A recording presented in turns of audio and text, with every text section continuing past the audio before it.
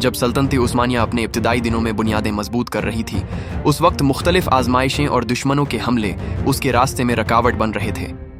एक तरफ अलाउद्दीन बे था, जो निहायत दाना, मुदब्बिर और हिकमत वाला नौजवान था।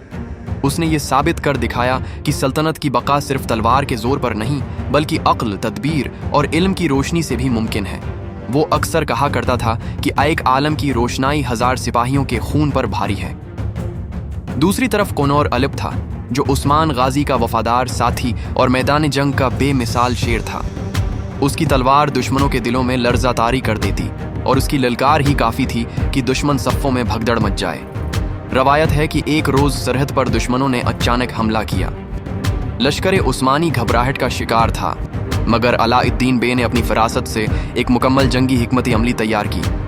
उसने लश्कर को मुनज़्ज़म किया, सिपाहियों को हौसला दिया और सफ़ों में ऐसा नज़्म कायम किया कि जैसे मोती की माला हो।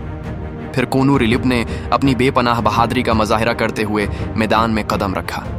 उसकी गर्जदार आवाज़ और बजली की तरह तेज़ हमले देखकर दुश्मन कांप उठे। वो शेर की मानंद गरजा और दुश्मन पर झपटा तो सफ़ें टूट गईं। नतीजा ये हुआ कि उस्मानी लश्कर ने न सिर्फ दुश्मन को शिकस्त दी, बल्कि अपनी सरहद को भी मज़ीद मजबूत बना लिया। इसी दिन सबने ये हकीकत मान ली कि सल्तनत सिर्फ तलवार के जोर पर कायम नहीं रह सकती। अगर तलवार ताकत है तो अक्ल उसकी रहनुमाई करने वाला चिराग है। जब दिलेरी और दानिशमंदी इकट्ठे हो जाएं, तो दुनिया की कोई ताकत उन्हें शिकस्त नहीं दे सकती। अलाउद्दीन बे और कोनूर अलिब ने मिलकर ये साबित किया कि इल्म और हिकमत के बगैर जंग अधूरी है और बहादुरी के बगैर तदबीर बेकार। यही इम्तिजाज था जिसने उस्मानी सल्तनत को आने वाले सदियों तक कायम रखा।